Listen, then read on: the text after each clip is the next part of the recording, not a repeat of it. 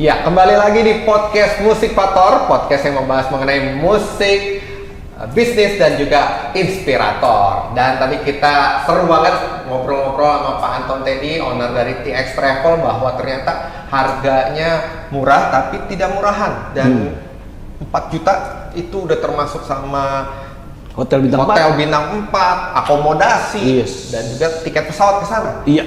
Tapi nih, Pak Anton boleh tanya, kenapa banyak mindset orang-orang di Indonesia atau di Asia yang kalau kita jalan-jalan ke luar negeri itu mindsetnya, udah pasti mahal. Apalagi kayak tadi kan, hotelnya bintang 4, udah pasti nih nggak mungkin nih ya, pasti di atas 5 juta, 10 juta. Gimana untuk menghilangkan mindset itu tuh, Pak Anton?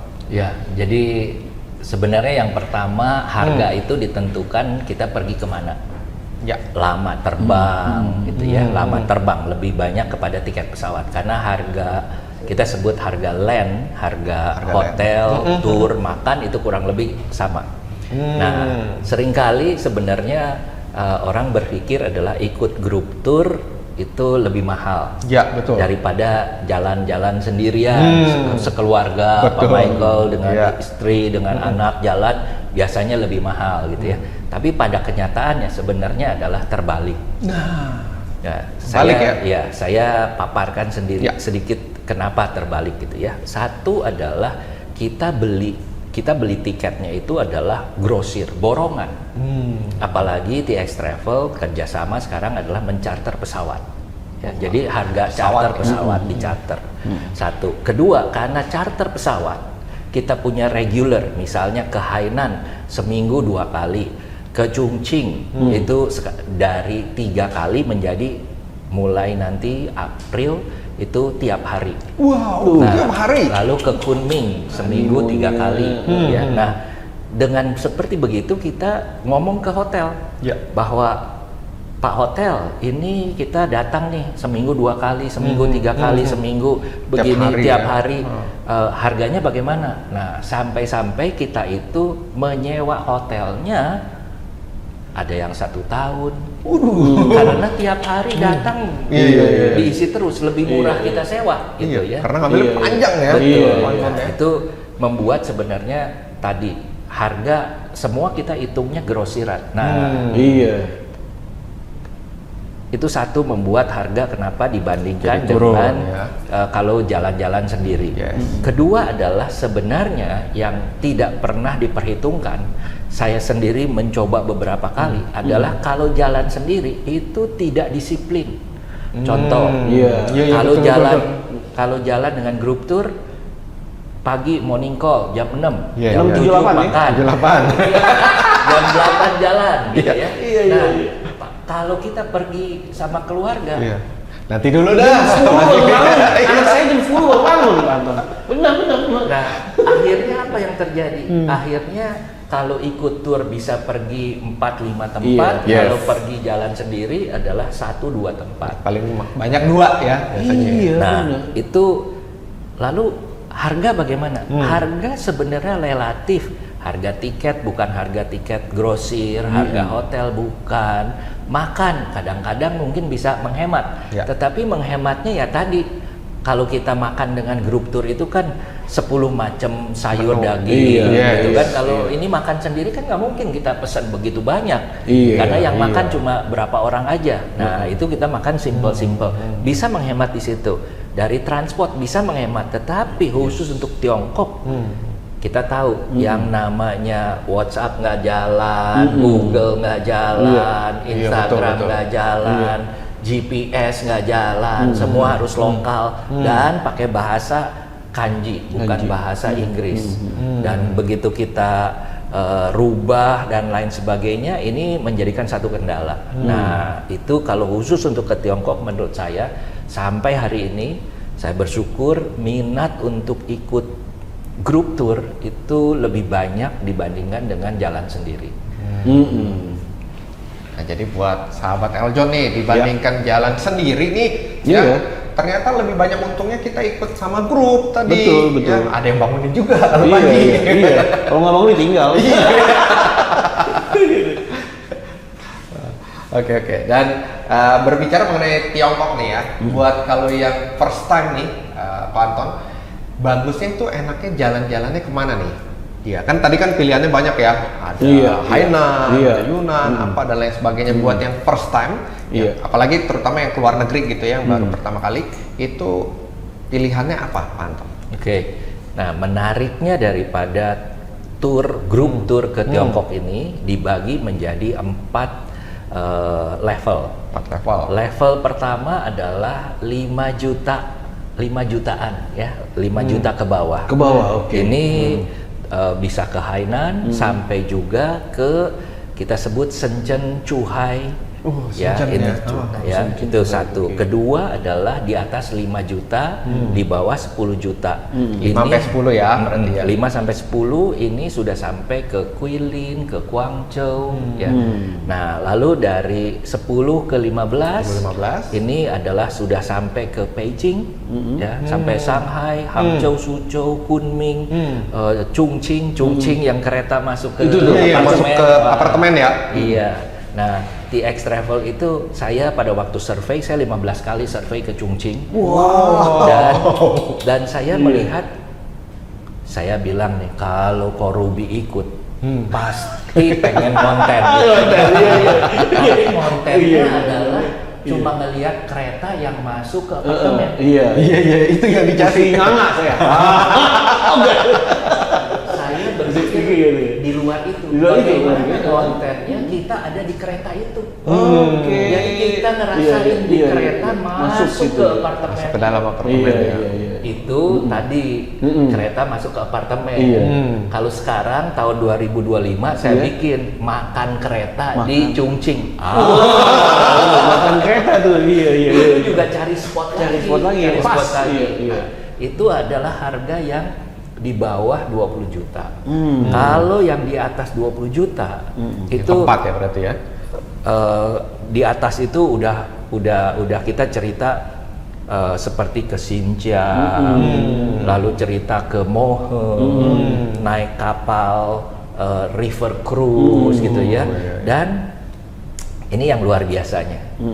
Kita mau ke Tiongkok, kalau kita pergi ke Manchuli, pergi ke Xinjiang, itu Tiongkok rasa Eropa.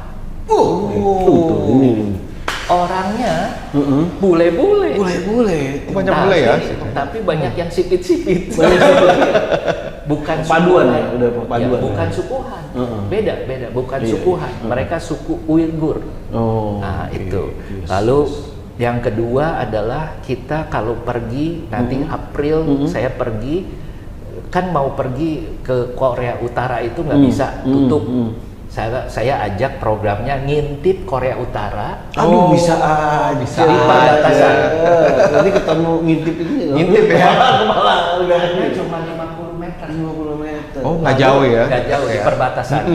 Ada sungai. Lalu perbatasan sana Korea, perbatasan sebelah kirinya kan Tiongkok.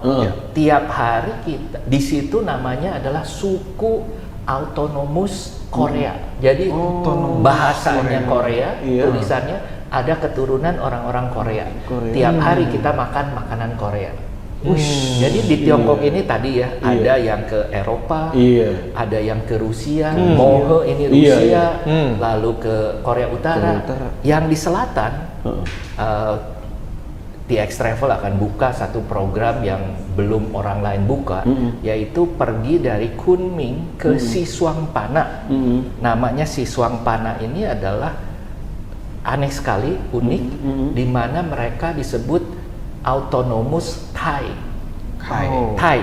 Jadi jadi orangnya berpakaian Thailand, ngomongnya seperti bahasa Thailand, seperti bahasa Melayu dan bahasa Indonesia. Jadi mereka bisa saling mengerti, makanannya segala macam. Tetapi perbatasannya sebenarnya dengan Laos, bukan dengan Thailand. Dan itu sangat menarik. Jadi satu Tiongkok itu dengan perbatasan yang begitu luas, kita pergi 1 tahun, kalau 10 kali nggak bisa semua lengkap. Itu yang membuat kenapa akhirnya saya memutuskan untuk fokus ke sana. Tiap tahun harga lebih bagus lagi, lebih bersaing lagi, Iya. diperbaiki terus. Yes. Kita perbaiki terus sehingga Yes. orang-orang itu merasa, aduh, kalau ikut sama TX, Iya. ikut yang kemarin sama yang sekarang Beda lagi. experience. Iya. Experience-nya dirubah Iya, lagi, dirubah lagi. Kalau tahun 2023, 2024 ke Chongqing adalah lihat Ya. kereta masuk apartemen, Cuma lihat doang. Lihat. Iya. enggak naik, udah Naik, udah udah naik. naik dan lihat. Iya, naik, udah. Tapi 2025 tahun kemarin selain naik, lihat dan makan. Dan makan. 2026, 2027 beda lagi. Beda ntar. lagi ntar. Coming soon. Coming soon. Bisa di-spill dulu. Iya, jangan. Nanti ditiru nanti, keburu Jadi ditiru. teman-teman ini ya, sahabat Eljon ini benar-benar bisa dipelajarin juga gimana sosok owner tuh harus turun ke lapangan, find a new idea, ya jangan itu lagi bosen orang. Karena orang ini pengen experience hal-hal yang baru, betul sih Pak Anton. Apalagi bisa diceritakan, Pak Anton juga jago storytellingnya, iya. Dan ini membuat ya tadi dari orang yang jadi penasaran. Nah, marketing adalah efek penasaran baru bisa pemasaran. Penasaran dulu ya. Saya ambil contoh ya. Iya. Orang seringkali tanya, apa sih bedanya TX Travel dengan travel yang lain? TX Travel, tour leadernya dilatih bukan cuma bawa tour, tapi membuat tour itu tadi selling happiness. Selling happiness, Selling yes. Kalau orang lain Iya. adalah cuma tour leader yang bawa tour, Iya, bawa iya. tour dengan membuat happiness, membuat sukses itu totally berbeda. Beda banget. Saya ambil Iya. contoh gitu ya. Saya melatih dan mereka rata-rata itu udah bantu di TX Travel lebih daripada 10 tahun. Mereka ngimpi aja udah ke Tiongkok. Ada tiap hari. Iya, bawa iya, gitu. iya, iya. Sebulan itu bisa 2-3 kali bawa. Yes. Nah, ada hal yang saya suka sharing gitu ya. Kalau kita datang ke satu tempat yang baru, apa sih yang kita penasaran? Yang kita penasaran itu adalah local snack. Ya, itu tuh. Kedua, local drink. Lokal drink ya, iya. Kita di sini pertama kali mengenal yang namanya minuman dari Tiongkok yang sejuta umat. Tahu namanya? Apa tuh? Mishe. Oh iya. Misue. Iya. Itu yang bikin ruko. Iya, kosong mangkrak, jadi itu bagus. Iya. Kita beli es krimnya berapa? Belasan ribu lah ya. 8.000. 8.000. Tergantung pakai topping apa enggak ya? 8.000 ya? 8.000 Plain. Iya, plain Kalau aja. di Tiongkoknya berapa? 4.000. Waduh. Nah, lebih murah lagi. Lebih murah lagi. Nah, yang menarik jadi kita bawa, lalu kita bukannya kasih tahu, kita kasih tahu nih kalau di sini ice cream soft ice creamnya adalah Berapa? 4.000, Ya. tetapi kita order di sini yang tidak ada di Indonesia. Oh iya dong. Iya dong. Bisa jauh-jauh ke sono. Iya. Oh, udah pernah nih. Iya. Iya. Yang kedua, kopi. Peminum kopi nomor 1 di dunia, tahu negara apa? Peminum. Iya, Peminum ya. peminum. Indonesia. Indonesia Oh, lah ya. Indonesia ya. Dikit-dikit kopi. Iya. Dikit-dikit kopi. Jadi mindsetnya adalah Iya. kalau nggak minum kopi lemes katanya. Nggak bisa kerja. Iya, padahal minum kopi dan minum teh dan minum air ya Sama kurang aja ya? lebih mirip. Sugesti aja ya. Sugesti. Tapi itu di Indonesia adalah makanya warung kopi di Indonesia adalah yang terbesar di dunia. Nah, yang menarik adalah saya bawa ke Tiongkok ini ajak ke warung kopi, Iya. coffee shop yang paling besar mengalahkan Starbucks. Namanya Luckin Coffee. Lock in. Ya, saya bilang kalau masuk ke sana jangan pesen espresso, jangan pesen americano. Pesennya apa? Kopi santan. Wah, kopi santan. Coconut latte. Coconut latte. Kenapa? Iya. Kenapa penting dan harus coba kalau ke Tiongkok? Karena kelapanya dari Sulawesi. Ya. Waduh, kelapanya dari Sulawesi. Harus. Iya. Iya, Ini yang cobain. Nah, itu jadi orang nggak suka kopi pun harus nyoba. Yes. Tapi di sana bukan kopi kopi santan yang unik aja. Iya. Ada kopi rasa mentega. Oh, butter coffee. Nah, Iya. Pernah lalu butter ada coffee. lagi orange coffee. Orange Jadi coffee, iya. banyak banget. Nah, Iya. hal-hal yang seperti itu kan menjadi experience. Yes, betul. Kita jalan-jalan bukan cuma sekedar jalan-jalan. Yes. Experience-nya apa? Iya, bener sih. Iya. Ini yang bikin beda. Berbeda dibandingkan yang Gimana mau kompetitor. nirunya? Nggak bisa. Susah. Iya kan, banyak bisnis owner aja nggak mau turun tangan. Udah kalah Kak. Inilah benar-benar ya. Jadi pebisnis juga bisa mengcopy, maksudnya mengcopy cara-caranya ya, supaya bisnis di ekonomi di Indonesia makin Maju, berkembang, makin maju gitu ya. Jadi selalu ada peluang di tengah kondisi situasi apapun. Karena saya tahu banget waktu itu waktu pandemi atau apa, gimana nih Anton selalu cari cara-cara sehingga apa yang bisa jalan pada saat yang dengan keadaan yang ada ya, ini bisa jalan ya. Luar biasa. Ini selalu di tengah sekarang ini udah bounce back, udah bangkit, udah loncat jauh ya. Jadi Anton jadi leader ininya lah. Gitu. Market leadernya ya. Market leadernya di Tiongkok. Ikan besar di kolam kecil. Ikan besar di kolam kecil yang menguasai ekosistem. Iya, itu. Karena kan ada cut mungkin. Ada cacing kecil mungkin. Luar biasa. Michael, lanjut lagi pertanyaan. Berarti kalau kita ke Tiongkok ya, nggak usah khawatir ya, Pak Anton ya, ada banyak sekali pilihan. Tapi kalau yang buat first time traveler, apalagi yang buat yang Muslim gitu, amankah di sana kita ke Tiongkok banyak pilihan? Mau bicara halal atau Halal, enggak gitu kali ya. ya, Anton mungkin gitu ya. Ini yang menarik. Satu adalah bahwa yang orang Muslim paling besar di dunia itu adalah di Indonesia. Betul. Nomor 2-nya di mana? Malaysia? Malaysia? Bukan. Tiongkok. Tiongkok. Tiongkok. Wow, amazing. Nah, itu Ini satu. banyak hal yang baru tahu. Iya, baru tahu nih kita. Ini satu. Kedua adalah Tiongkok itu Muslim duluan daripada Indonesia. Oh. Jadi Wah. ada fakta sejarah. Iya. Fakta sejarah ada masjid di Tiongkok Iya. tahun 500-an. 500-an. Di Indonesia tahun 800-an. Iya, Ya. di 800-an. Nah, jadi kalau ditanya di sana itu satu restoran. Kalau tulisannya pakai tulisan warnanya hijau, itu 99% ownernya adalah Muslim. Oh, halal berarti ya, hijau. Nah, itu satu. Kedua, tadi Ko Michael bilang halal gitu ya. Nah, halalnya kita dengan halalnya mereka ini mesti disamakan. Kenapa? Ya. Kita halal kalau melalui satu proses sertifikasi. Iya, Ya. betul. Di sana begitu disebut halal itu adalah satu ownernya Muslim. Kedua, tidak ada pork dalam menu. Pork nolak. Iya. Tapi ini yang dari gray area. Di sana dijual bir, dijual arak putih yang alkoholnya itu 60%.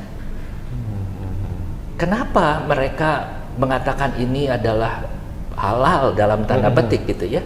Buat kita kan nggak halal, bir nggak halal gitu ya. Karena itu adalah way of life dari dulu. Kalau mau bisnis itu ibaratnya kanpeinya adalah di arak putih. Oke. Nah, itu semua lintas agama, lintas suku. Kalau di Tiongkok seperti begitu. Nah, lalu pertanyaan susah apa enggak? Enggak susah, gitu ya. Kedua, ada beberapa provinsi itu di Tiongkok yang memang provinsi Muslim. Kalau provinsi Muslim udah jelas, ya, itu nggak ada aman, masalah. Ya. Nah, hal yang ketiga adalah seringkali mereka bilang, aduh Pak, kalau begitu gimana? Saya bilang, jangan order bir. Iya. Di meja disuguhin bir, ya kita tinggal bilang tolong birnya diangkat, Iya. gitu kan? Ya, cuma itu aja. Kopi santan aja. Itu kopi santan. itu di sebelah. Kopi santan aja itu. Iya. Oke, menarik ya, Pak Anton dan yang lain. Tapi kita mesti jeda dulu Jeda berikut dulu. ini. Kita akan kembali setelah yang satu ini.